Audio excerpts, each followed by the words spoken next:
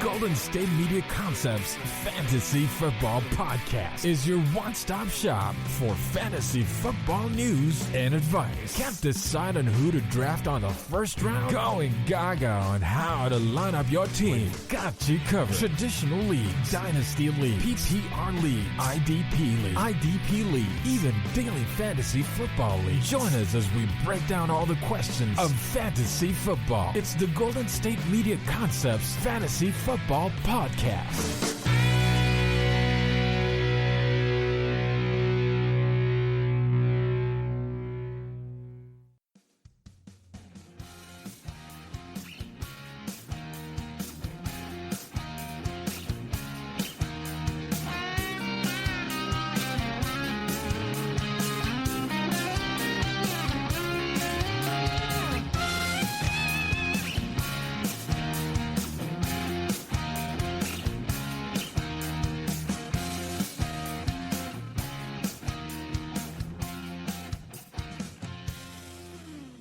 Alright, and welcome to another edition of the GSMC Fantasy Football Podcast, brought to you by the GSMC Podcast Network. I'm your host, Kenneth Gruenfelder, and we got another great show for you today. For the first two segments, we're going to talk about the best and worst matchups in terms of fantasy going into the 2021 NFL season. So I'll be touching upon some games and talking about, the particular matchups in those games, whether they are favorable matchups for certain players or whether they're bad matchups for certain players. So the first segment I'll do the best matchups, and then segment 2 I'll talk about the worst matchups, judging by the NFL schedule that came out this past week.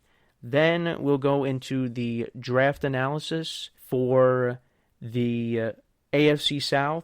So I'll talk about the players that I think you should get from the AFC South. Not a lot of players from the Houston Texans. I'll just, let that out now.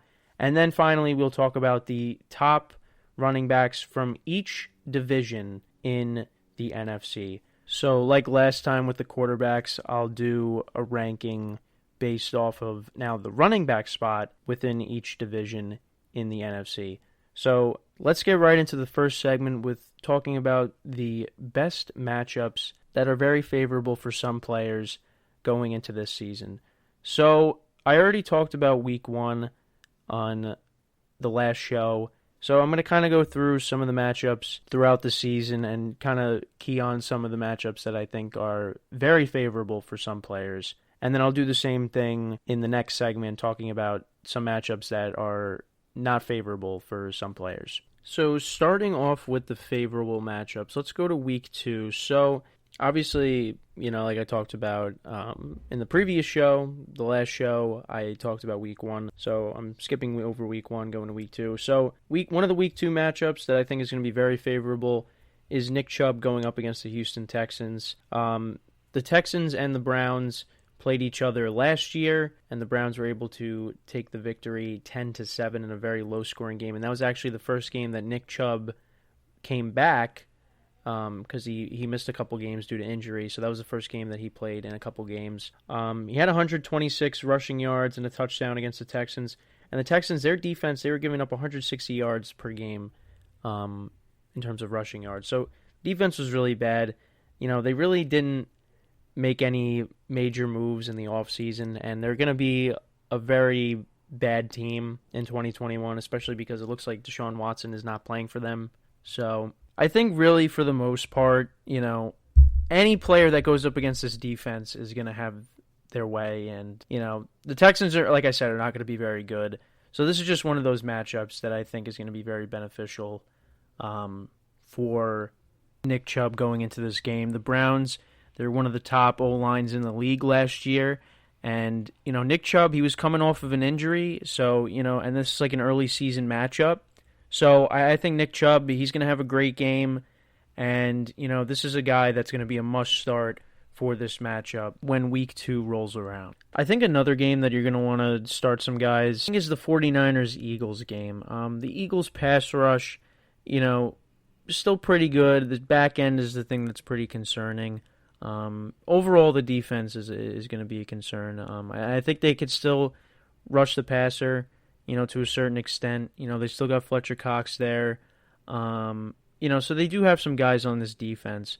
But, I just think that, they're not going to be very good this year overall. I think they're a team that's in a massive rebuild. I think this is a great matchup for George Kittle to get going early on in the season, regardless of who the starter is going to be. I think it is going to be Jimmy Garoppolo.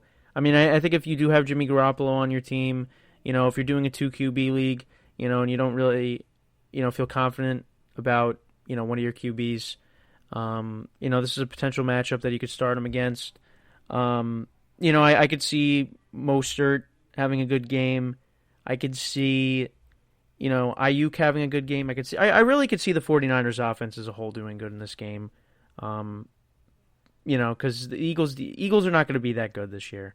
So I'd probably say the 49ers. It's a good matchup for everybody on their offense. And looking at other matchups here, I could see the Titans-Seahawks game. That's a 4:25 game in Week 2. I think that's a matchup that's going to benefit, guys like DK Metcalf, Tyler Lockett, Chris Carson. The Titans' defense isn't very good. I think Derrick Henry can have a good game here, because, listen, he's Derrick Henry, and the Seahawks defense, it played better towards the second half of the season, but, it was pretty lackluster throughout. I think this could be a very high-scoring game. I think you could start A.J. Brown. A.J. Brown, I think, will have a good game here. I think both quarterbacks can do well in this opening game, this Week 2 matchup. So that's another matchup. Then you look at the Cowboys and the Chargers. That's another game where the Cowboys' defense was really bad last year and really did not perform well at all. They did address a lot of it in the draft. They got a lot of defensive players. They brought in Keanu Neal. You got Dan Quinn, who was the former head coach of the Falcons. He's now going to be the defensive coordinator. So I think the defense is going to be a little bit better. But I think Herbert's still going to have a good game. I think really, the Chargers, they're a defense that has underperformed the last couple of years. Derwin James, he was out the whole season. They're, Pro Bowl safety. So, I think the Cowboys, they could find some success here. So that's another matchup that I would look into. Then you got the Chiefs and the Ravens matchup. Now, I would probably, obviously Mahomes you're going to start every week. And, he went off on the Ravens in the first half of their Week 3 matchup last year. So, obviously you got to start him, and then of course Kelsey, that's always going to be a must start every week. So, I don't really know what to expect from this game. I don't know how Lamar's going to play. But, I'd probably start anybody on the Chiefs just because they shredded that defense last year. And then, you know what, listen, if Rodgers does play for the Packers next year, you got the Monday Night Football matchup between the Lions and the Packers. I think Rodgers is going to go off against them if he plays. Aaron Jones had 48 points in their matchup in, I believe it was Week 2 when they played last year. And then, of course, Devontae Adams. He was in and out of the lineup during that game. He was a little banged up. I think you start anybody on the Packers, for the Lions game. So, yeah, those are the matchups for Week 2. I think, you got the Thursday Night Football matchup in Week 3. Christian McCaffrey could go off against the Texans. I could definitely see that happening. The Steelers, they have a favorable matchup against the Bengals early on. They didn't play particularly well the last time these two teams met each other. That was late in the season. But I could see the Steelers offense putting up some points there. You could start some guys there. There's a lot of interesting matchups here. The Ravens and the Lions, that was one game I was looking at. Definitely you want to start Lamar Jackson. Lamar Jackson's going to have a great game against the Lions. Lions defense really has not been very good the last couple of years. So I could see that working out for Lamar, being a nice matchup to get him going. I could see J.K. Dobbins having a really good game here. So, yeah, there you got that. Other matchups here, you can see Carson Wentz doing well against the Titans here in Week 3. The Titans, again, not a very good defense. But we'll see what they do. You got the Seahawks-Vikings game at 4:25, Week 3. That could be a good matchup for Dalvin Cook. Dalvin Cook always goes off against the Seahawks. Because these teams have played each other the last couple of years. Dalvin Cook's had really good games against them. So I could see that. You get the Monday Night Football matchup with the Eagles and the Cowboys. It's been a while since we've seen these two teams on Monday Night Football. But I could see the Cowboys offense doing a lot against the Eagles defense. So you definitely want to start anybody that's on the Cowboys that week because the Eagles defense really isn't that good. I mean, it's a divisional matchup, so you never know. But, I think this is a great matchup for the Cowboys. You got week 4 now. The Bills are playing the Texans. That's a game you definitely, Josh Allen, Stephon Diggs are going to go off in that game. That defense is not very good. The Panthers-Cowboys game is very interesting. I mean, Christian McCaffrey should have a good game there. The one game here that I'm looking at, the Browns and the Vikings, is going to be very interesting. Dalvin Cook's going to be going up against that front seven, and then you got Nick Chubb going up against the Vikings front seven, which would be improved from last year. That's an interesting matchup there. And then you look at the Jets and the Titans. I think Derrick Henry, he should have a good game there. The Chiefs going up against the Eagles. That, you got to start everybody on the Chiefs in that matchup. Then you look at the Buccaneers and the Patriots. I think for the fun of it, Brady, let's see how he does. Now, do you start the Patriots defense that week if you have them? I think you probably sit them. You got the Raiders and the Chargers then on Monday night. The Chargers, that should be a high-scoring game. Both games were very good last year when these teams met each other. I think you could definitely... I think Herbert's going to have his way. Derek Carr's going to get some points. Waller should get some points. So that's going to be a high-scoring game. You got the Packers then in Week 5 going up against the Bengals. If Rodgers is playing, they're going to go off.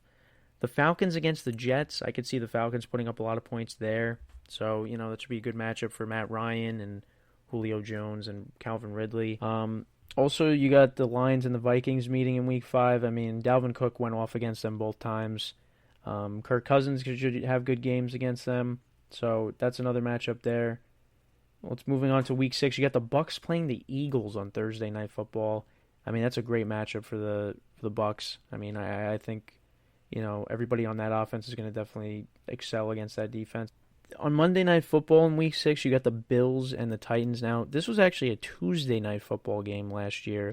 That game kept getting postponed because of the COVID outbreaks that the Titans were facing. And they played on Tuesday night, and the Titans absolutely destroyed the Bills. I think this can be a high-scoring game. I think, let's see how the Bills' defense is, because the Bills' defense, for some reason, wasn't as good as it has been in years past. I think they could have a bounce-back season. But I think this is a game it's gonna be a shootout. So, a lot of these players that they have on their teams are gonna benefit from that. Stephon Diggs, Josh Allen, both quarterbacks. Like I said, Josh Allen, Ryan Tannehill, Derrick Henry should have a good game here, and of course AJ Brown. Now moving on to Week 7, the Ravens are going up against the Bengals. I think of course, the Ravens absolutely destroyed the Bengals both times last year. I think you start them there. Then you got a rematch of the AFC Championship game from a couple years ago. You got the Chiefs and the Titans. That should be a high-scoring game. Both offenses are going to benefit from that. You got the Eagles and the Raiders game. I think that could be a very high-scoring game, because both defenses aren't very good. I did talk about how the Eagles' pass rush can still be good. I got to see what the Raiders do when it comes to pass rush. Are they going to be able to generate some pass rush? I don't really know. Both offenses can benefit from that. Got the Rams and the Lions. Interesting game. You got Jared Goff and Matthew Stafford going at it. Do you start Jared Goff that week? I don't think so. You could do it for the fun of it, but probably not. Stafford should have a good game against his former team. You got the Cardinals going up against the Texans. Kyler Murray, D-Hop, they should go off against that defense. You got the Bucs and the Bears. That's an interesting game because, the Bucs, they lost that game 20-19 on a Thursday night last year. Brady didn't know what down it was. That was a very interesting game. Nick Foles was the starter. I think odds are Justin Fields could be playing in this game. We don't know. But I think the Bucs, this could be a game where Mike Evans has a couple of touchdowns.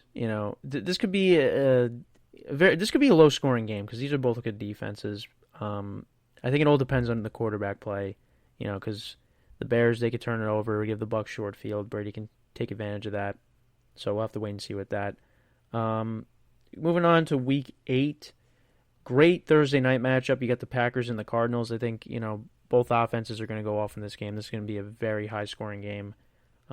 Packers defense is, it's okay, but I think this is a week where you got to start people on the Cardinals and the Packers because both defenses aren't elite, but we'll see with that. Then you got the Rams taking on the Texans. I mean, got to start everybody on the Rams that week because, like I said, Texans are they're not going to be very good this year.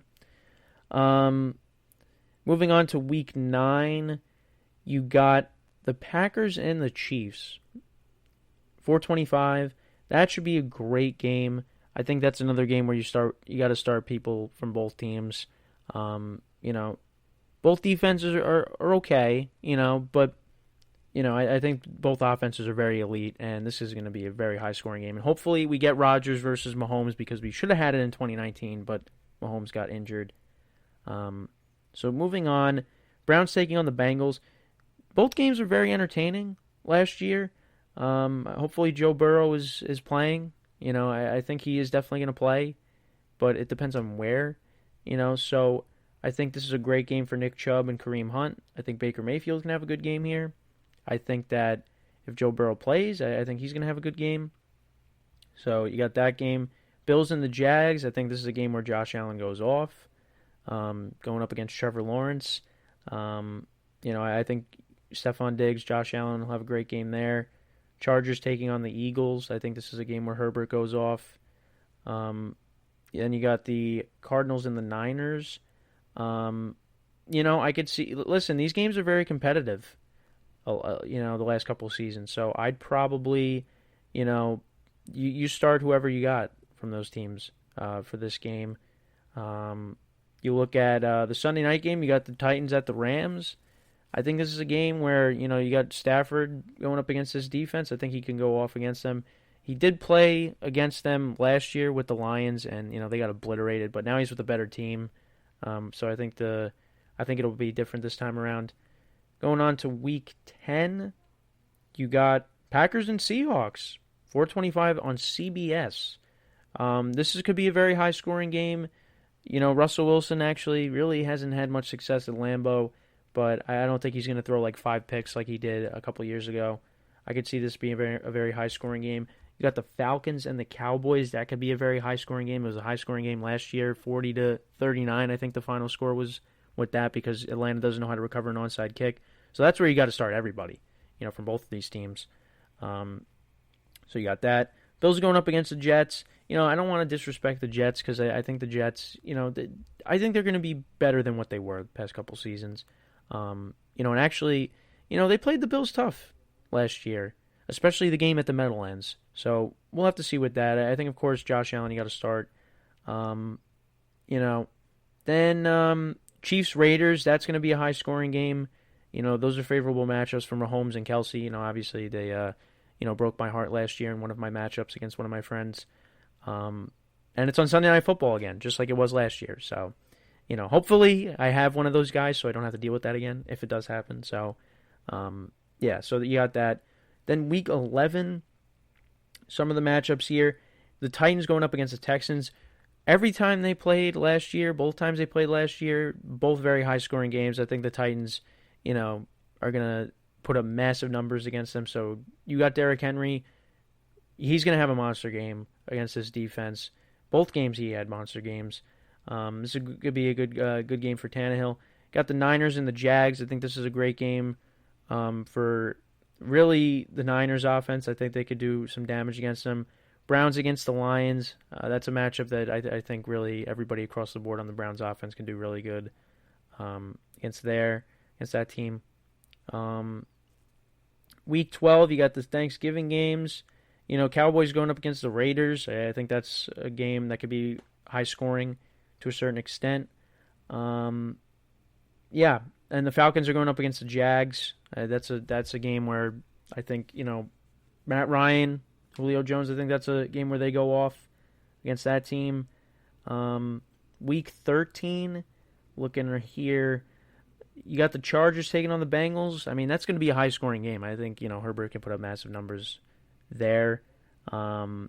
Eagles and the Jets could be competitive. I could potentially see that being a a high-scoring game just because both defenses aren't that particularly good. Though the Jets are on the come-up, the Eagles are kind of on the decline. Yeah, so, really going through the schedule here, there's a lot of games here where, I could just go through the whole schedule and just be like, well, this is a good matchup here, this is a good matchup there. You're going to see plenty of that, and it's all going to change because of injuries and stuff like that, how a team is particularly playing. But yeah, those are some of the matchups, I kind of went through with the schedule. Who's got a good matchup and, who's going to go off, against some of these opponents. But it's great that the schedule's out. It's a reminder that football is not that far away. I mean, it's only May right now, but it's going to be here before you know it. And, I'm really excited about that. The schedule is always one of my favorite times of the year. You get to see who's playing where and all that. And we're not too far away from people starting to do their fantasy drafts. I know I was talking to one of my friends. They just did a mock draft, just for fun. So we're getting close to that time, and it is really exciting. But of course, I don't want to rush the summer away. But yeah, so those are the good matchups for fantasy. Going through the schedule. So with that, we're going to take a quick break. When we come back, we're going to go through the schedule again, where we're going to talk about, some matchups that aren't really going to be particularly good for some players and some guys you might want to have to sit. So with that, we're going to take a quick break. So stick around. We'll be right back here on the GSMC Fantasy Football Podcast. Are you looking for the very best NFL and college football podcast? Then check out the GSMC Football Podcast. Get the latest football news both on and off the field. From the NFL Draft to trades to the rumor mill to the NFL Combines, they got you covered. That's GSMCpodcast.com/football-podcast. Get updates on college rivalries, game day insights, and much, much more. It's football talk the way you want it. This show eats, sleeps, and breathes football. Don't forget to like them on Facebook and follow them on Twitter. Visit GSMCpodcast.com for more info.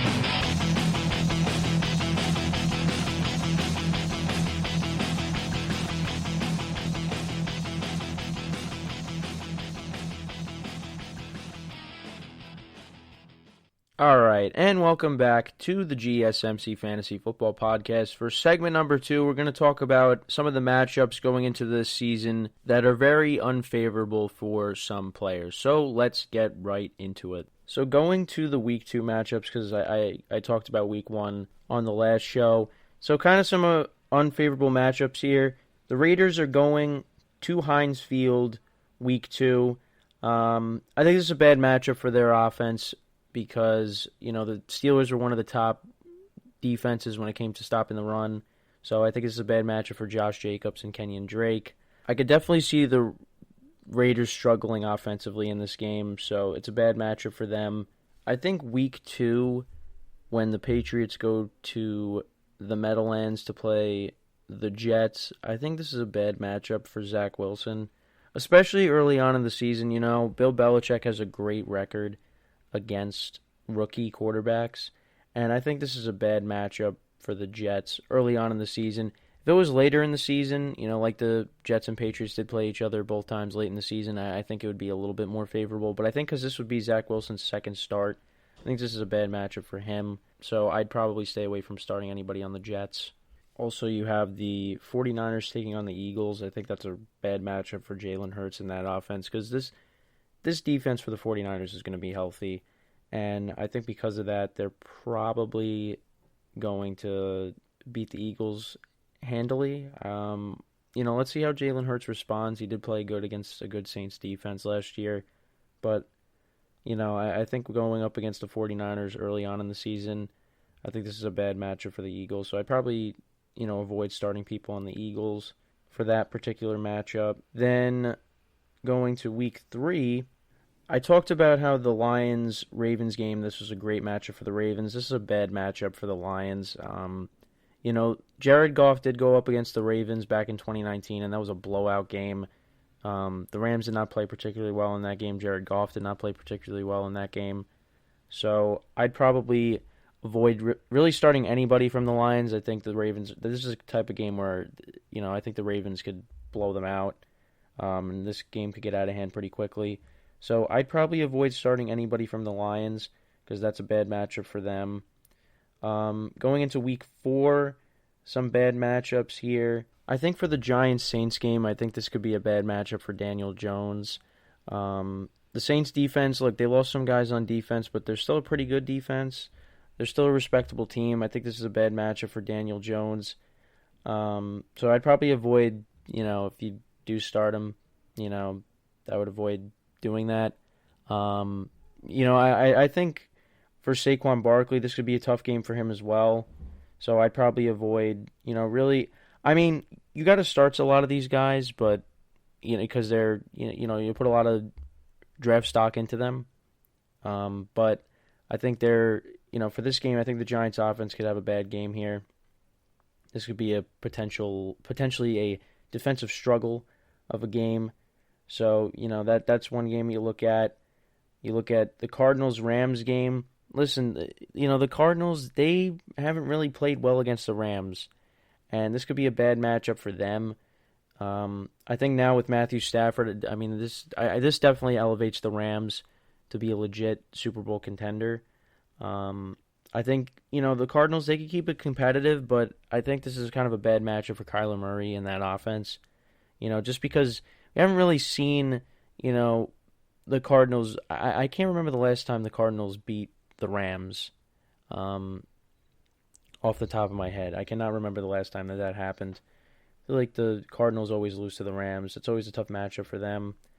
The Broncos going up against the Ravens, that's another one. I think that, you kind of have to avoid starting some people on the Broncos. Then you got the Broncos going to the Steelers week 5. I think that's a bad matchup for the Broncos. They did play well in Heinz Field last year with, I think it was Jeff Driscoll as their starting quarterback. They did keep it competitive. I think that's a bad matchup for them. Another bad matchup is definitely when the Patriots go to Houston. That's a bad matchup for Houston. Now they don't have Deshaun Watson, and because of that, I think that offense is going to struggle mightily in that game. So if you do happen to start anybody from the Texans that week, I would recommend you don't. Then moving on, Vikings and the Lions game. That could be a tough matchup for the Lions. They did have a competitive game. I think it was the last week of the season, but the first matchup was a blowout. I think you stay away from starting anybody from the Lions in that game. The Dolphins going to Tampa Bay to play the Bucs. That could be a tough matchup there. I'd probably avoid starting Tua that week. I think that's a very tough matchup for him, especially early on in the season. So I'd probably avoid starting anybody on the Dolphins in that game. That's a tough game going up against that defense. Then you got the Saints in Washington. That could be a potentially tough matchup for Jameis going up against that defense. If Jameis is a changed man and he's not turning the ball over constantly, then I take back what I said. But this could be a tough matchup for him going up against that defense with that front four. So there's another one there. Moving on to week 6, you got the Thursday night football game with the Bucs going up against the Eagles. That is a bad matchup for the Eagles in this game. I would avoid starting anybody from the Eagles in that game. The Bucs defense is going to be hellacious again this year. They got everybody coming back, literally everybody. And I just think the Eagles, they're in a rebuild right now. This is a bad matchup for that Eagles offense. Then you got the Texans going up against the Colts. That's another bad matchup for the Texans offense. Colts defense is definitely going to be better this year. It was pretty good last year. I think it's going to be even better this year. I think the Colts, this is going to be the year for them in terms of the AFC South. I think they're going to win the AFC South. So I think that you got to start, anybody that's on the Colts that week, I think you definitely got to start them. But this is a bad matchup for the Texans. So anybody you got with the Texans, I think you sit them. Same thing with the Panthers. I know the Panthers-Vikings game, that was a pretty good game last year. I think this could be a bad matchup for Sam Darnold going up against the defense for the Vikings. I think the Vikings, their defense is going to be improved. So I think that's a bad matchup for them. So I would probably sit people from that team, sit people from the Panthers. Then for the Bears-Packers game, I think depending on who the quarterback is for the Packers, but regardless, I think still, the Bears offense, they really couldn't do anything last year against the Packers defense. They really did not. Both games were blowouts, so I think that, the Bears offense, I think you kind of have to, outside of maybe David Montgomery, I think you probably sit some of the people on the Bears. And then moving on to Week 7. You got the Lions going up against the Rams in Week 7. I think that's a bad matchup for the Lions. I think Jared Goff is going to have a rough day, especially going up against his former team. It's really not going to be... I hope it's a competitive game. I'd like to see that, these quarterbacks going at it. But, I could definitely see the Lions getting blown out in this game, so I'd probably avoid starting anybody from the Lions in this game. Then you got the Monday Night Football that week. The game, Saints-Seahawks. Last time these two teams played each other in Seattle, the Saints, they really dominated most of that game with Teddy Bridgewater as their quarterback. I could maybe see a possibility where the Saints, they, do the same thing against Seattle, so I think that'd be a bad matchup for Seattle. I think, Seattle could still put up points, obviously, and, these teams are definitely different than the last time they played back in 2019, but I could definitely see a scenario where this could be a bad matchup for Seattle, so, maybe you kind of not start some people from Seattle that week. Moving on to Week 8, the Steelers at the Browns. Now, normally, the Steelers, they dominate the Cleveland Browns. And now it just seems like it's going to be a changing of the guard. It seems like the Browns, I think they're the better team this year. I think the Browns are going to win the division. I think this is a bad matchup for the Steelers. So I'd probably, not want to start people from the Steelers that week. Then you got the Rams and the Texans playing each other. Now, if Deshaun Watson were to play in this game, it'd be different. But I think with everything going on, I think this is a bad matchup for the Texans. I think you sit people from the Texans. Patriots at the Chargers. This is an interesting game in Week 8 because the Patriots absolutely destroyed the Chargers the last time these two teams played each other, 45-0. I think it might be a different kind of game. I think the Chargers will be more competitive in this game. I still think it's a little bit of a bad matchup just because, Bill Belichick's record against, these young quarterbacks. I mean, Al Herbert's going to be a second-year player. But like I said, I think the Chargers, they'll make some adjustments, but I think this is still kind of a bad matchup for him going up against this defense. But we'll see. You got that. Then you got the Giants against the Chiefs.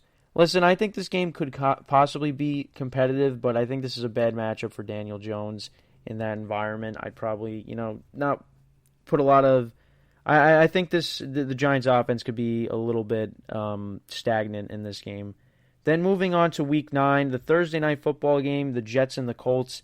I think this is another potential... This is a bad matchup for the Jets going up against this defense. Last year, Week 2, I believe it was, they got obliterated in that game. Now, different quarterback, Sam Darnold was playing in that game, but I think this is a bad matchup for the Jets going up against that defense. And it's probably going to be a packed house this time, so, that's going to add on to it. So I'd probably avoid starting people from the Jets that week. Then you got the Raiders going up against the Giants. I think this is a bad matchup for the Raiders. I think they could put up points, but I just think that, against the Giants defense, I think it's going to be tough for the Raiders. I think you probably avoid starting some people from the Ravens. Sorry, not the Ravens, the Raiders in that game. But then you move on to the Vikings and the Ravens. I think this is a bad matchup for Kirk Cousins. I could see Kirk Cousins turning the ball over a couple times in this game. So I would probably avoid starting some people from the Vikings that week. Probably particularly Kirk Cousins and maybe Adam Thielen. I think Dalvin Cook, of course, you got to start him. But, like I've talked about with Derrick Henry, the Ravens, they did a number on him in the playoffs last year. So, maybe they could take what they did with Derrick Henry and apply it to Dalvin Cook, because Dalvin Cook, he's gone up against some good rush defenses before, and, he's disappeared, and then because of that, the Vikings offense is not able to do anything. So there's a potential that, the Ravens could do the same thing and shut down Dalvin Cook. Then you got the Patriots going up against the Panthers. This is a terrible matchup for Sam Darnold because, you had the infamous game on Monday Night Football a couple of years ago where he said he was seeing ghosts. And I believe the Jets lost like 27-0, and Darnold was terrible in that game. So I'd probably avoid starting some Panthers players in that game. I mean, I think, of course, you start McCaffrey. I think you do still start DJ Moore, but other than that, I think you probably just don't start anybody else. Possibly Robbie Anderson, but yeah, you got that. Then moving on, you got the Texans and the Dolphins. I mean, this is, again, another bad matchup for the Texans. Miami is going to be a really good team this year. It all hinders on the quarterback. This is a bad matchup for the Texans. I'd probably avoid starting people from the Texans, even though there's really not many people in fantasy that you'd probably want to start that's on the Texans. And we'll get into the AFC South draft analysis, and I'll go more into depth with that. Then you got the Titans at the Rams. I mean, looking at it, it's a good matchup. Sunday Night Football, Week 9. I'd probably, sit some guys from the Titans because, the Rams defense is going to be really good, and I think they're going to do a number on Ryan Tannehill. I think this has the potential to be possibly a blowout game. I'm just saying that right now, just because the Rams defense is really good. Now, it was in a different, atmosphere, but the Titans did go to Lambeau Week 16 and got absolutely destroyed by the Packers. I could see something similar to that, though it's not inclement weather, and, it's in LA, it's in a dome stadium, but I just think with that defense and just the Titans not being able to, fix up their defense, I think that's a bad matchup for their defense, and I just think the defense for the Rams is going to, do a number on Ryan Tannehill, and, he's not going to be able to do much, and, obviously Jalen Ramsey's going to be on A.J. Brown, so A.J. Brown could possibly be shut down in that game. Aaron Donald going up against Derrick Henry, that's going to be something to look forward to. So, that might be a bad matchup for the Titans. Then you got the Bears at the Steelers. I think it's a bad matchup for the Bears. I think no matter who the quarterback is, I think it's a really bad matchup. It's prime time. It's on Monday night. The Steelers do good in home games on Monday Night Football, so I'd probably avoid starting people from the Bears that week.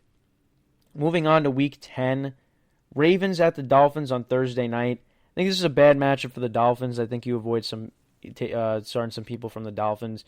Let's see how Tua is at that point. I mean, he could be having a nice season, and maybe he'd be fine in this matchup. But I think just looking at it right now, this is really early on. I mean, this is just very early, things that I'm going over. So things can change.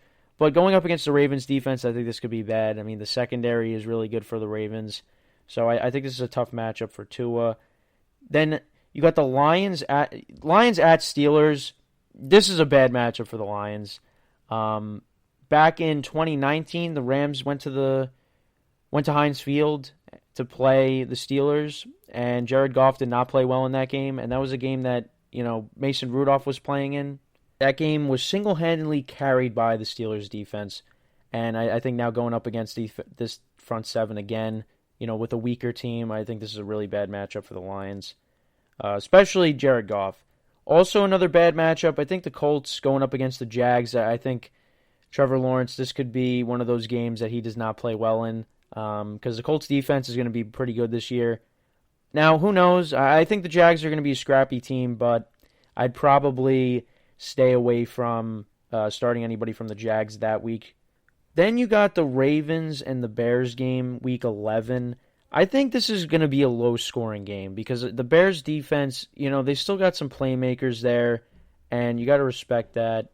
Like I said, I think this could definitely be a defensive battle, so I'd probably not put too much stock in some of these guys from both of these teams. I definitely could see it being a low-scoring game. Lions and the Browns, that could definitely be a bad matchup for the Lions. I'd probably, again, avoid starting people from the Lions against the Browns. 49ers at Jags, definitely could see this game being a blowout. If the Niners are what they were a couple years ago, I could definitely see this is a bad matchup for the Jags if the Niners are hitting on all cylinders. Eagles, Saints at the Eagles, I could definitely see, listen, Jalen Hurts, this was like his only career win was against the Saints. He played well in the game, but let's see what happens the second time around. I could definitely see a scenario in which the Saints rebound and the Eagles could have a bad game. So maybe hold off on starting some people from the Eagles that week. Giants at the Bucks. Now, Daniel Jones won his first career game at Bucks. Now, Jameis Winston was the quarterback in that game, and Jameis Winston had a couple turnovers in that game, which helped out the Giants. And then the Giants almost beat the Bucks last year at the Meadowlands with an empty stadium. So going into this game, I think it's a bad matchup for the Giants. I think the Bucks are a very different team. You know, they were firing on all cylinders towards the end of last year, and that's what propelled them to a Super Bowl championship. I could definitely see, the Giants struggling a little bit in this game offensively, so I'd probably avoid starting some people from the Giants in that game. I think the Thanksgiving game between the Bears and the Lions, I think that could be potentially a bad matchup for Jared Goff because he has not played well against the Bears in, I believe, both of his contests against the Bears. They did win last year against the Bears, 24-10, I believe the final score was. That was a low-scoring game. That was more on the Bears' offense not being able to do anything with the ball. So I think that's a bad matchup there for Jared Goff. I think the Eagles-Giants game, I think that's a bad matchup for the Eagles just because the Giants, I think, are going to be a different team this year. And I think the Eagles' offense is going to struggle against that secondary, against that front seven. So that's a bad matchup for them. Kind of going through the rest of the weeks here. So I think, again, Vikings-Lions, it's a bad matchup for the Lions. Like I said, high-scoring game last week of the season, but now different quarterbacks. Jared Goff's now in the Lions. Again, I think this is a bad matchup for him. Colts going up against the Texans, I think it's a bad matchup again for the Texans, in that. So moving on, Steelers at the Vikings Thursday night. I think it's a bad matchup for the Steelers offense. I could definitely see that being an offensive struggle for them. Going on to Week 15, Packers at the Ravens. I think even if Rodgers is the quarterback, the Packers offense might struggle a little bit, in that environment against that team. So I'd probably avoid maybe, starting some of the Packers players in that game. Week 16, you got the Ravens at the Bengals. I think you avoid starting some people from the Bengals that week because, the Ravens absolutely destroyed the Bengals both times they played. And, like I said, I believe I brought it up, before. I'd probably avoid starting anybody from the Bengals, in this matchup just because the Ravens absolutely killed them last year. And then, Chiefs are playing the Bengals Week 17. Again, I'd probably avoid starting anybody from the Bengals that week. Along with avoiding starting anybody from the Raiders against the Colts. The Colts, they obliterated the Raiders last year. I'd probably avoid starting most people from that team as well. And then Week 17, you got all divisional matchups. Probably avoid starting some Panthers players against the Bucks. Avoiding playing some Broncos players against the Chiefs. That's really it. That's just me kind of breezing through, the NFL schedule, talking about the matchups that are not favorable for some players. So with that, we're going to take another quick break. When we come back, we're going to do a draft analysis of the AFC South and what players I think you should draft from that division. So stick around. We'll be right back here on the GSMC Fantasy Football Podcast. Tired of searching the vast jungle of podcasts? Now listen close and hear this out. There's a podcast network that covers just about everything that you've been searching. Hey! The Golden State Media Concepts Podcast Network is here. Nothing less than a podcast bliss with endless hours of podcast coverage. From news, sports, music, fashion, cooking, entertainment, fantasy, football, and so much more. So stop lurking around and go straight out to the Golden State Media Concepts Podcast Network. Guaranteed to fill that podcast itch.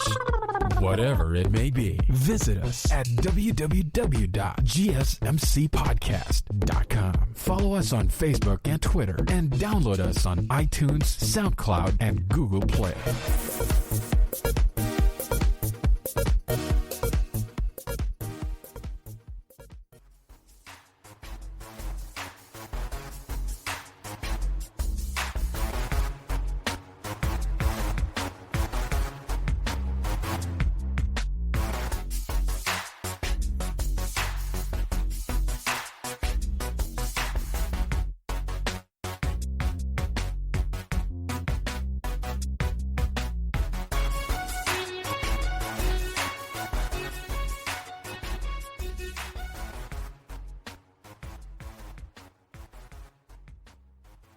All right, and we're back here on the GSMC Fantasy Football Podcast. For segment number 3, we're going to do a draft analysis of the AFC South and what players I think you should draft from that division. So let's get right into it. Starting off with the team that finished in last place, we got the Jacksonville Jaguars. I think Trevor Lawrence is somebody you get. I think in terms of, like I always talk about, the 2 QB leagues, I think he's somebody you definitely could get on your team.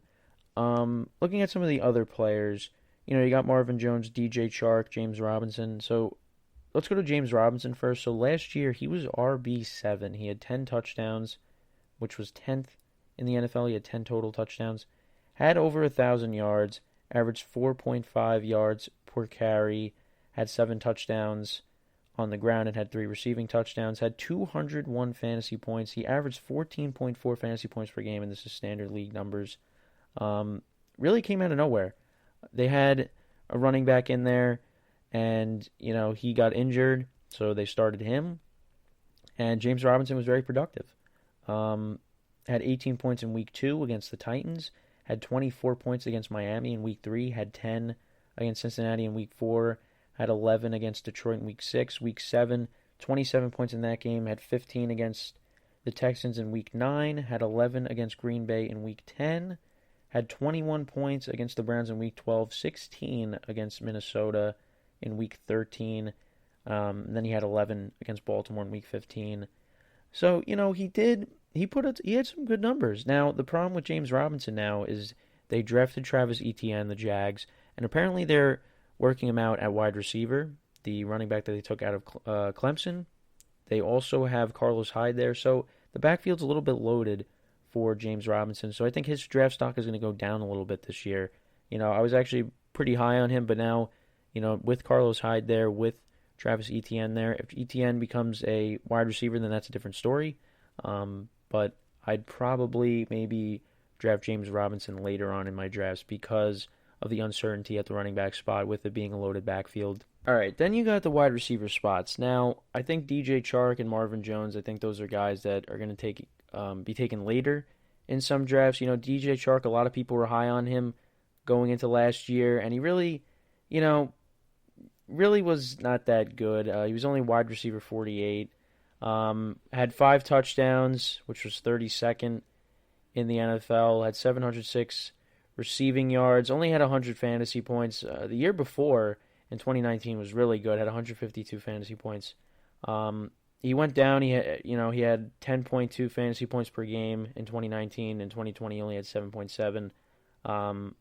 Only played in 13 games. In 2019, he played in 15. In 2020, he played in 13.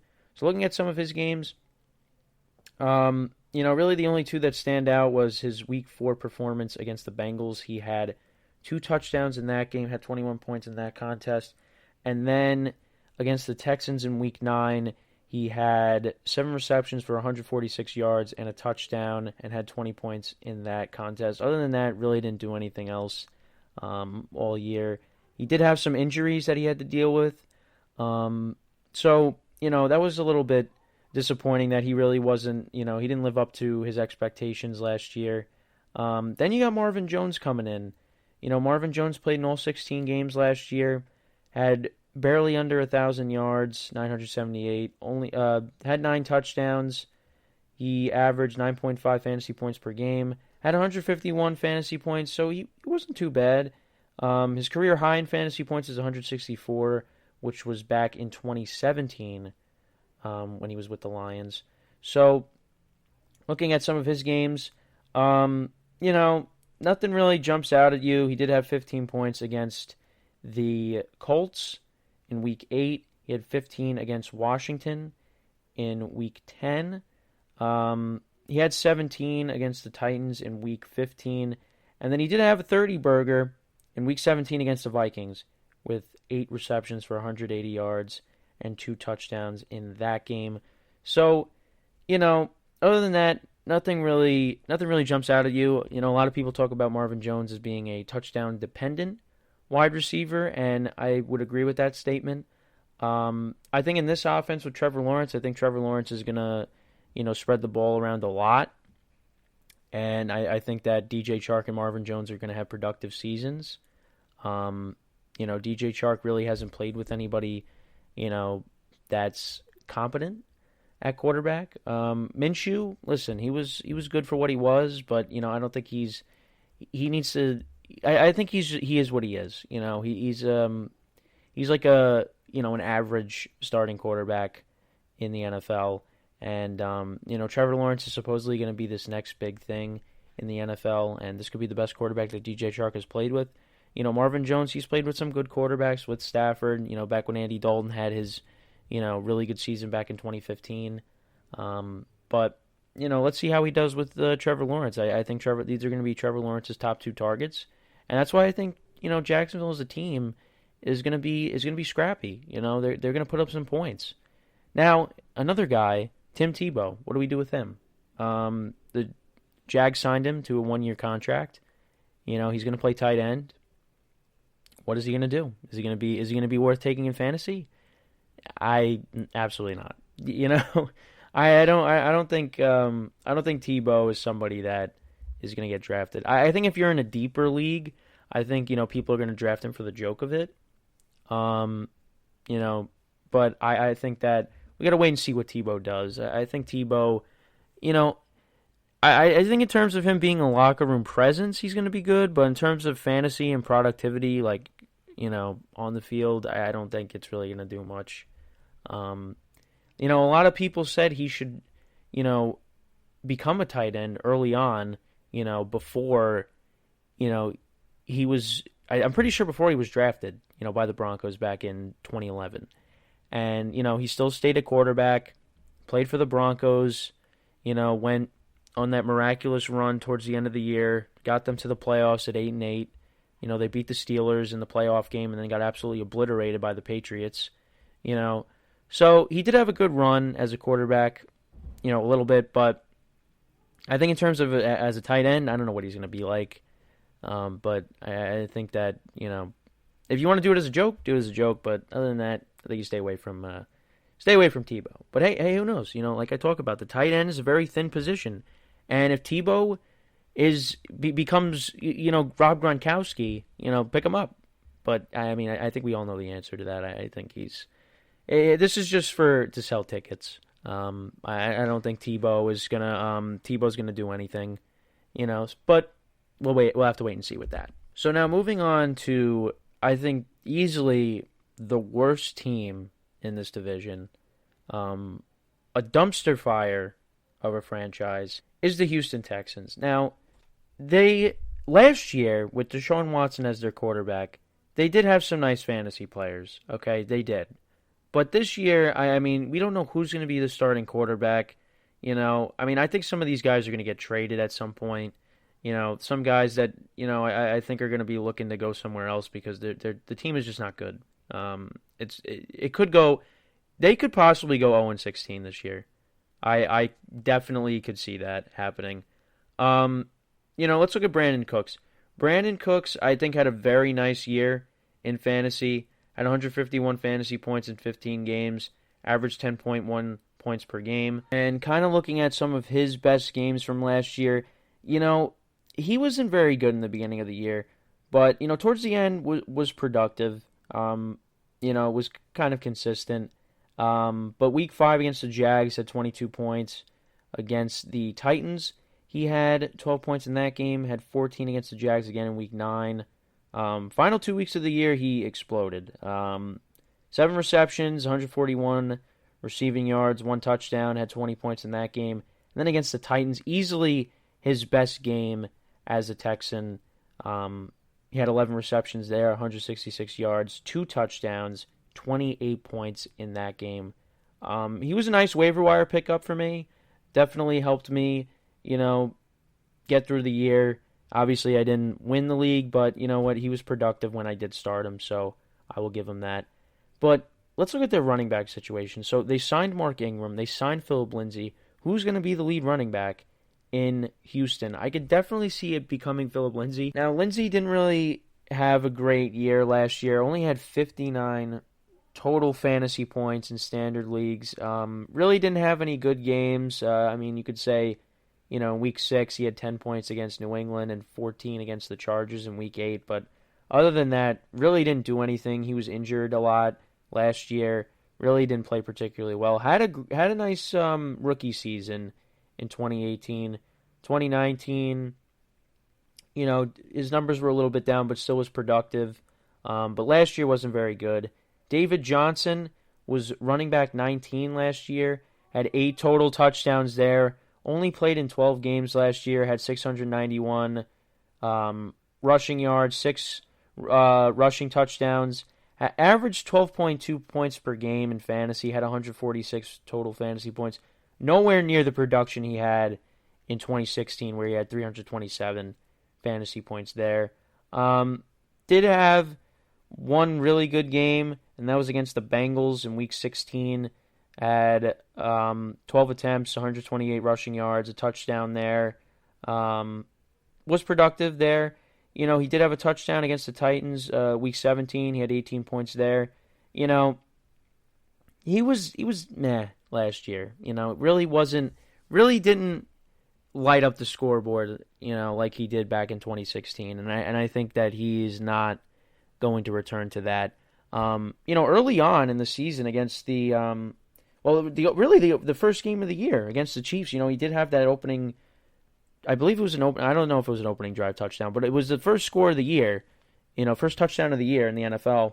And we were like, hey, maybe David Johnson's going to turn back into David Johnson, but really didn't go anywhere after that. But he did, like I said, he did have a couple of good games, but other than that, was not he was meh last year. So who's going to be the lead back for the Texans? I don't really know. I think it's going to be a running back by committee. I think they're going to be relying on their running game very heavily next year, because who knows who's going to be throwing the football next year. I mean, we might be seeing some of the running backs throw the football, next year or this year. So, we really don't know. But yeah, so you got those guys on the Texans. I really don't think, anybody else on the Texans, I don't think is worth drafting. I think the Texans are going to be terrible this year. It's going to be very hard to draft some of these guys because of, the uncertainty at quarterback. If Deshaun Watson is playing, I think their draft stock does go up. But I think right now, with everything going on with him, I think you stay away from a lot of the Texans players. But those I think you could somewhat consider drafting. Also, Will Fuller no longer on the team. Randall Cobb. I mean, I don't think he's worth, drafting in fantasy anymore. The tight ends, I don't think you want to draft them, especially with Deshaun Watson being out. So, yeah, that's the Texans. Then you got the Colts. I think the two locks, to draft, Carson Wentz and Jonathan Taylor. Carson Wentz last year, I've talked about him a lot on the show. Only 16 touchdowns to 15 interceptions. Had 198 fantasy points. Did have 2 solid fantasy performances, but actually, I could say 4, 4 20-point games. But other than that, really wasn't that good last year. I think now coming into a team that has a top offensive line, a really good running game, pretty good wide receivers that I think will improve this year, like Michael Pittman, Paris Campbell. I think Carson Wentz can do good. I think he could be a top fantasy quarterback this year. I know I left him out of my top 10, but, he's definitely, in the bubble. I think that, he can have a good year, especially if he's protected. If he's protected, he's going to be solid. I really believe that. So, I would definitely draft Carson Wentz, especially in a 2 QB league. I would definitely want to grab him just because I think that, with him being protected, a change of scenery, solid running game, I think he'll be a lot better and benefit from that. Then Jonathan Taylor. Jonathan Taylor was RB6 last year. He had 12 total touchdowns, which was 4th in the NFL. He had 1,169 rush yards, which was 3rd in the NFL, and I think he's only going to get better. I think he could be a 2nd, 3rd round pick this year. I think he just misses the 1st round. I think his ceiling is end of the 1st round, and his floor is 3rd round, if that's how you use that terminology. I don't really know. But yeah, I think that between the 1st and 3rd round, I think he could be taken. Especially in like deeper leagues. Like if you're doing a 16-team league, he could possibly go in the first round. I think this year, though, he's still in the bubble. He's still going to be sitting outside of the first round, probably going to be taken in the second round. But with the offensive line and him being the number one running back, I think it's going to be hard not to take him. I think he could definitely, like I said, be taken towards the end of the first round. If you got like that snake draft where you got like 2 picks, he could definitely be a guy that you want to take there. Because he really, the last couple weeks of the year, he was really good. From week 13 on, he had 19 points, 28, 15, 19, 37, had 30 rush attempts, 253 rushing yards, and 2 touchdowns against the Jacksonville Jaguars. That was great performance there. Once he officially got more carries, and he started being the bell cow, he really took over that role, and he was really good. Like I said, towards the end of the year, he's going to be a strong fantasy pick. He could definitely be a number one running back this year on your team. So I'm definitely very high on him. So yeah, those are the Colts.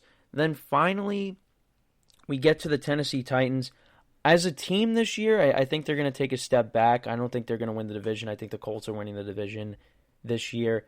But let's go through the guys that I think that you should get. So starting off with Ryan Tannehill, I think he's going to take a step back this year. They did lose their offensive coordinator, so I think some people, are kind of skeptical as to how this offense is going to look. And the last time we saw them, like I, keep talking about, they got shut down by the Ravens in that playoff game. And, I think a lot of teams are going to look at that film, and they are going to use it against the Titans. And the Titans are not going to be able to be as successful offensively as they have been, the last couple of years, with Tannehill at quarterback. Tannehill last year, 343 fantasy points, which was the most of his career. And he did have a lot of solid games, 26 against Jacksonville in week 2, 30 against Buffalo, 28 against Houston. What else we got here? 17 and 17 next couple weeks against Pittsburgh and Cincinnati. Had 21 against the Ravens in week 11. Had 19 against the Colts in week 12. 27 against Cleveland in week 13. He had 37 against Detroit in week 15. And 28 against Houston in week 17. So those are some of his good performances. Definitely is a solid fantasy quarterback, especially in a 2 QB league. I think he's still draftable. But yeah, I'd be a little worried about him going into this year. So yeah, Ryan Tannehill. Then you got A.J. Brown, who I think could be even better this year. He had 165 points. His rookie season had 171 in 2020. Had over 1,000 yards in both seasons. Had 11 touchdowns in 2020, and you look at some of his best games, had 14 against Buffalo in week 5, week 6, 17 points against Houston, 21 against Pittsburgh, 16 against the Bears, 15 against the Colts, 17 against Jacksonville, and then he had 21 points against Houston in week 17, had 151 receiving yards and a touchdown in that game. That was his best game. Actually, no, his best game was week 7 against Pittsburgh, but it was around the same numbers, 21 points pretty much in both of those games. He had that big catch in week 17 against the Texans for 52 yards to set up that game-winning field goal that clinched the division for the Titans. He's going to be a guy that's going to be taken in the second, third round this year, I think. Is a really good wide receiver, and he was injured, for the most part last year.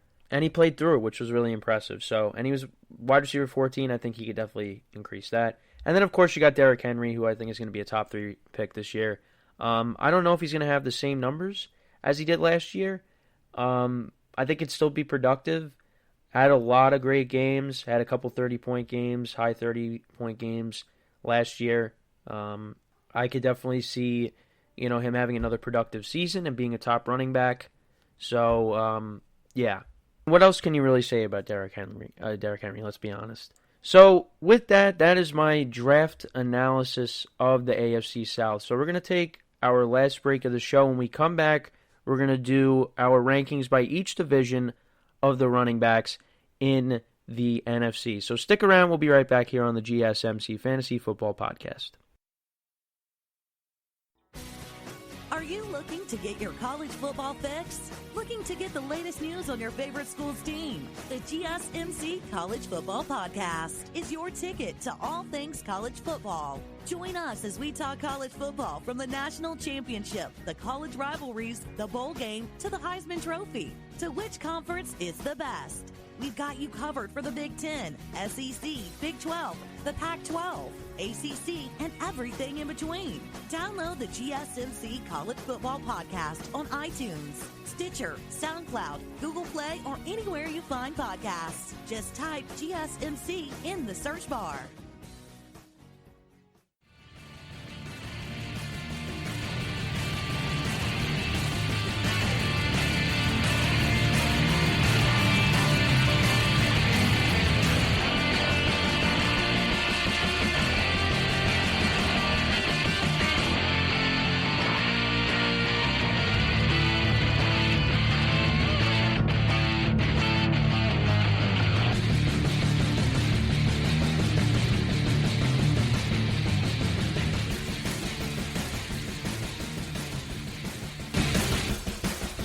All right, and we're back here on the GSMC Fantasy Football Podcast. For the last segment of the show, we're going to do a rankings of running backs from each division in the NFC. So let's start off with the NFC East. So I would probably rank Miles Sanders last, just because, I think this is probably the worst offense in the division. And I just think the Eagles, they're going to be struggling a lot this year. Not to say that Miles Sanders is a bad player and that he's not going to have a good year. I think it's very tough, with this year, with this division. Because this division is going to be competitive this year. It's not going to be the NFC least like everybody's been calling it the last couple of years. It's going to be a good division. And I think the Eagles, their offense, thinking about it a little bit more, I think they could still put up some points. And they might be putting up a lot of garbage time points, but I think that, Miles Sanders is probably, at the expense of Miles Sanders, he's probably in the worst offense in this division. So I would probably put him last. Then I would probably put Antonio Gibson next. Now, again, it's tough. I think he's going to have a really good year. But the only thing is, I just think that the other running backs in this division are a little bit better than him. I think he's a guy that, that doesn't mean you shouldn't stay away from him. I think he's a guy that I'm going to be high on as well. Like Jonathan Taylor that I talked about in the last segment, a second-year player. I think he's going to be productive.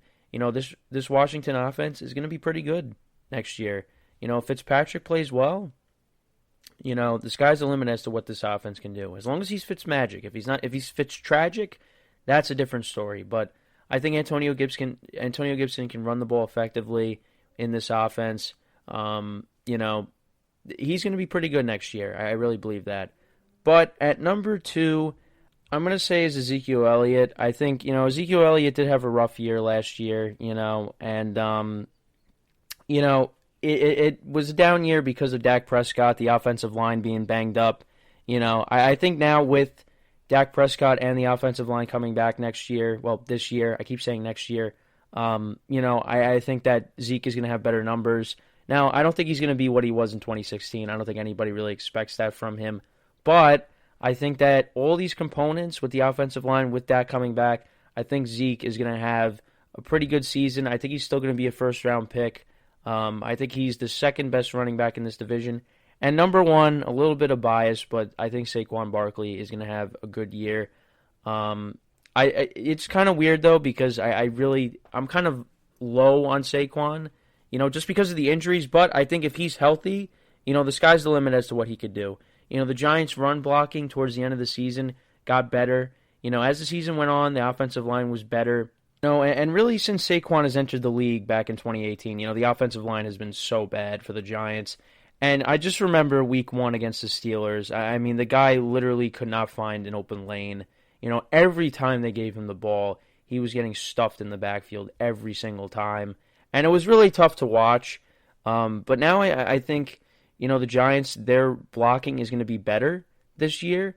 I think that, I think Daniel Jones will improve this year now in that system again. And, I think it's going to take a couple games for Saquon to get going. But I think ultimately this team's going to be good. I think this could possibly be one of Saquon's best seasons if he's healthy and he's ready to go, and I'm sure he will be, and I'm sure he wants to bounce back and prove himself. So I'd say Saquon is probably going to be the best running back in the division in terms of stats and everything like that at the end of when we get to the end of the year. So that's really, my rankings for the NFC East. So let's go to the NFC North. So you got probably the worst running back in the division.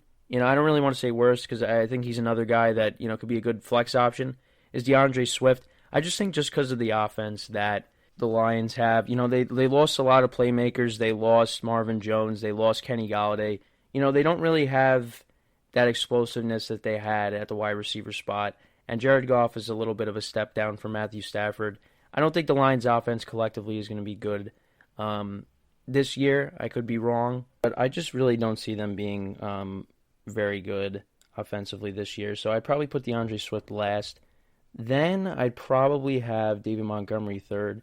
I think it's close, between him and Aaron Jones. But I would probably have Aaron Jones a little bit higher than him. But David Montgomery, towards the end of last year, he was really good. He's definitely going to be a solid running back this year. I think I have a little more confidence in him than DeAndre Swift. Now, DeAndre Swift did have a couple good games last year, but looking at David Montgomery, I think he's going to be better. Just because, when you look at the Bears' offense, they were really bad with the quarterback position and all that. And I just think that, David Montgomery, he proved something towards the end of last year, being able to, produce in that offense. And, a lot of people were high on him his rookie season, and he really didn't live up to expectations there. But then he came on strong, like I said, towards the end of last year, and he was really good. And I think a lot of people are going to be high on him too. I could see him going, in the mid-rounds, maybe a little bit earlier than that. I think he's like a third, fourth-round pick. I could definitely see that. So I'd probably have him third. I think his stock could go higher depending on who the quarterback's going to be. I mean, I think, Andy Dalton's going to start the year, and I think Justin Fields will ultimately finish the season for the Bears. The Bears are like the Lions. They don't really have a lot of playmakers, though I think their offense is better than the Lions with Allen Robinson there as well. The Bears at least have a number one wide receiver, but outside of that, the Bears, they don't really have a lot of playmakers. But having said that, I think David Montgomery, he's going to have another solid season, and I think he's number 3 in this division because it's tough. There's really good running backs in this division because then you got Aaron Jones next. I think he's going to take a little bit of a step back this year. I don't know why. I just kind of have that gut feeling. I think he'll still be productive. I just don't know if he's going to be like he's been the first, couple years being that lead back. He did come up, they did draft him They drafted him in 2017. And he was good in 2017, but he wasn't the lead back at that time. 2019 is really when he balled out and had a really great season. 2020, he was productive there. But I could definitely see him taking a step back. So I'd probably put him at number 2 in the rankings there. And then at number 1 is obviously Dalvin Cook. Dalvin Cook has been a top 3 fantasy pick the last couple of years, and I could definitely see him, continuing to be that guy. The Vikings are going to be a good team this year. They got a really good offense. I think with Justin Jefferson and Adam Thielen at the wide receiver spots. And Kirk Cousins, listen, he's a solid quarterback. Ultimately, I don't trust him in big games, but I think for the most part he does put up solid fantasy numbers. When his running game is working, when he doesn't have a running game, he's not very good. But, I could definitely see Kirk Cousins having another solid season, and I think the defense is going to be better too. So I think overall the Vikings are going to be a better team, and I think Dalvin Cook is going to continue to be really good, and especially against the Packers because he absolutely destroyed them last year. So that's my rankings of the NFC North. So now let's go on to the NFC West. So coming in last, I would probably have to say is the Cardinals. So I'd probably put them in last just because James Conner really wasn't that good last year. They didn't bring back Kenyon Drake. James Conner, he has an injury history, and I think you'd probably want to stay away from him. He's definitely somebody you want to take in the later rounds. But outside of that, I'd probably stay away from him. There's really a lot of uncertainty with the running back spot there in Arizona. And then you go on to the you go on to probably, I would say the next team would probably be the 49ers. Raheem Mostert is there. They did lose Tevin Coleman to the Jets. I believe they drafted another running back that, some people think could take some carries away from Mostert.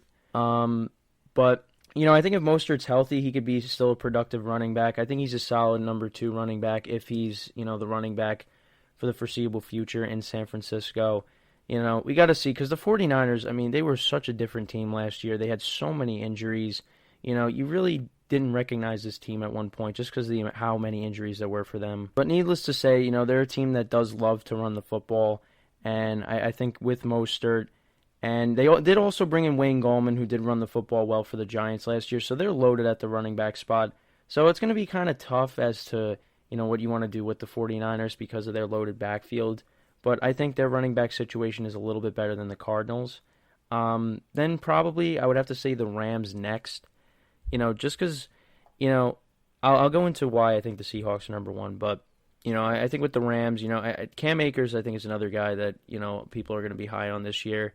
I think he's going to have a solid season. He did come on strong last year for for the Rams. And you know what? Listen, they still got Darrell Henderson there. So, they could potentially have a nice little 1-2 punch. But, I think Cam Akers, he's going to take over as the lead running back there. So I'd probably say the Rams have are probably the second best in the division when it comes to the running back spot. And, it does help when you got Matthew Stafford there. I think with Stafford there, the Rams, they like to do those bootlegs and those play actions. And I think that, that's going to open up the passing game and it's going to open up the running game as well for the Rams. And I think Cam Akers is going to benefit from that greatly. So I would say he would probably be second. The Rams would probably be second in the division when it comes to the running game. And then number 1, when they're at full strength, I think the Seahawks have the best running back. So you got Chris Carson there. You got Rashad Penny, who I don't think played that much last year because of the ACL injury I believe he had towards the end of 2019. Because he was doing pretty good too. And, it seemed like the Seahawks, there were a lot of rumors that the Seahawks could potentially trade Rashad Penny because, Chris Carson was, kind of took over as the lead running back. But Rashad Penny is still there. And I know the Seahawks, they did bring in Carlos Hyde last year, to kind of help out there in the running game because of the absence of Rashad Penny. And now, Carlos Hyde, I talked about, he's on the Jaguars now, which I believe this is Carlos Hyde's second stint with the Jaguars because I think he was on... Actually, I'm not too sure. I might be wrong there. I might be getting confused with other teams because I know he was with the Browns. Then I know he's with the 49ers before that. I could be wrong. I'm not 100% sure. But I know he was obviously with Seattle. Now he's with Jacksonville. But needless to say, when this running back tandem is healthy, they're pretty good. And... I think because of that, they're the best running back tandem in the division. And I think the Seahawks have the best running backs in the division. But they got to stay healthy. That's the key thing because they really, the last couple of years they've been banged up. And that's really hurt Seattle because, when Seattle doesn't have a running game and you have to have Russell Wilson do everything, that doesn't help out, doesn't help out Seattle at all. And Russell Wilson's been, more vocal about the situation in Seattle with the offensive line. And, running game's got to help out. So now for the last division in the NFC, we got the NFC South. So coming in last is the Falcons. They brought in Mike Davis, who had a nice year with the Panthers last year, filling in for Christian McCaffrey. The Falcons had Todd Gurley as their running back last year. And, he was meh, another meh signing. Todd Gurley is not what he was, his first couple of seasons in the NFL, especially, his 2016 season wasn't that good, but his rookie season he was really good, 2017 was really good, and 2018 was by far his best season in the NFL, and then he just kind of fell off because of, all the knee problems that he's had, and, that's the thing with the running back spot, it's a wear and tear position, and, it does take a toll on your body, and unfortunately for him, that was just one of those that's one of those situations. It just, it's taken a toll on his body, and now he's unsigned right now. But the Falcons, they easily have, the worst running back committee, in this division. I think Mike Davis could be serviceable, but I don't think he's really going to be anything, special. I think this Falcons offense is going to be really good, though. So, with Mike Davis, maybe, he benefits from that. I think that's the weakest link of the Falcons is their running back spot. They have Julio Jones, Calvin Ridley, and they drafted Kyle Pitts, and a lot of people think he's going to be the next big thing at the tight end spot. So we'll have to wait and see with that. But I think the Falcons, in terms of the running back spot, I think it's easily, the worst out of the division. Then moving on, you got the Tampa Bay Bucks. Now, they're the Super Bowl champs, but I'm not putting them at number one. Ronald Jones and Leonard Fournette, we're productive last year. Ronald Jones had a better Ronald Jones had a better regular season. Leonard Fournette was the guy that produced in the postseason, but that's because Ronald Jones was hurt. And Leonard Fournette was kind of banged up, throughout the season, and he was kind of a late acquisition as well. So he kind of had to get used to everything, But I think this year, it's going to be interesting to see what they do, how they're going to split carries between these two running backs. I think this is a nice running back tandem that the Bucs have. The Bucs offense is going to be so good. I think really, with both of them running the football, this offense is going to be top 10. It could be definitely top 5 this year. I think there's no question about it. I think I would probably take Ronald Jones over Fournette just because, I don't know, I feel like I have more trust in Ronald Jones as opposed to Leonard Fournette. Now, injuries can happen, and then these draft stocks, for one of these players could go up tremendously. But, I think, you could definitely, they're both draftable players, definitely, but, they're definitely not the best, the Bucs don't have the best running back committee, in this division. And then probably for number 2 in the division, you got Alvin Kamara. Now, Alvin Kamara is a PPR stud. He's going to get a lot of receptions. I think he's going to have another great year. It's going to be interesting to see what he does without Drew Brees, because Drew Brees has been his quarterback ever since he entered the league back in 2017 when the Saints drafted him, and he's been really good. I was curious to see how he was going to be without Mark Ingram, because that was a nice 1-2 punch that they had. Latavius Murray has been good, but I think he's been a little bit of a step down as opposed to Mark Ingram. But he's still a serviceable running back. But, I think Alvin Kamara is definitely the second best. I'm curious to see how he's going to do with, either Jameis Winston or Taysom Hill. Like I said, I think he's still going to be productive. But, it's going to be interesting to see because, we really haven't seen... Let's see the full season, without Drew Brees. I know, the last 2 years Drew Brees was injured. What was it, 2019? He had the thumb injury, went back in week 2. So, and Drew Brees missed, I want to say 6 or 7 games. And we got to see what Kamara did there. With Teddy Bridgewater as the backup, he was still serviceable. Then we got to see last year when Brees got injured, we got to see what he was like with Taysom Hill, Kamara. And listen, Kamara, I think is still productive. I think he's still going to be a top 10 running back this year, especially in PPR.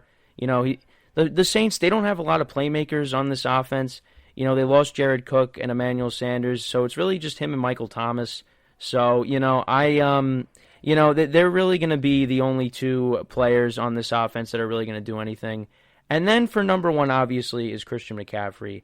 Christian McCaffrey only played in 3 games last year, had 20-plus points in all 3 of those games, and I think he's going to have another great season. It's going to be interesting to see what he does with Sam Darnold as his quarterback.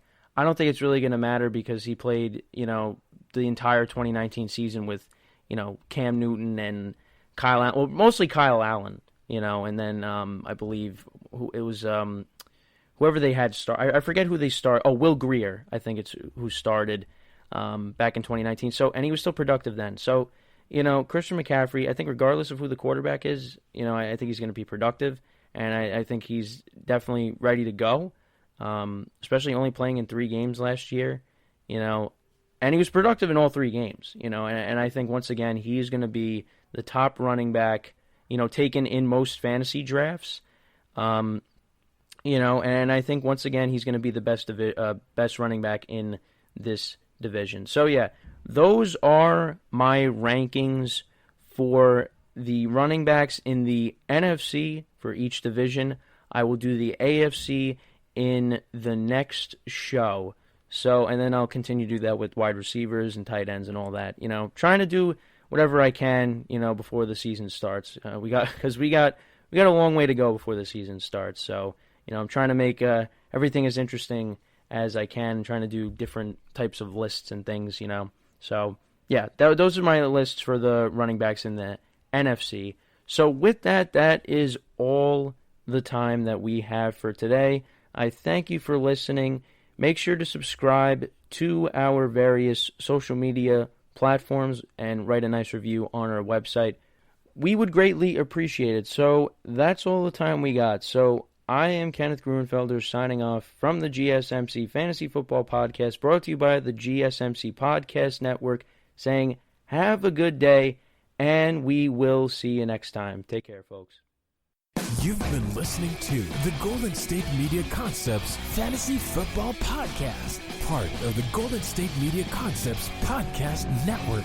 You can find this show and others like it at www.gsmcpodcast.com. Download our podcast on iTunes, Stitcher, SoundCloud, and Google Play. Just type in GSMC to find all the shows from the Golden State Media Concepts Podcast Network, from movies to music, from sports to entertainment, and even weird news. You can also follow us on Twitter and on Facebook. Thank you, and we hope you have enjoyed today's program.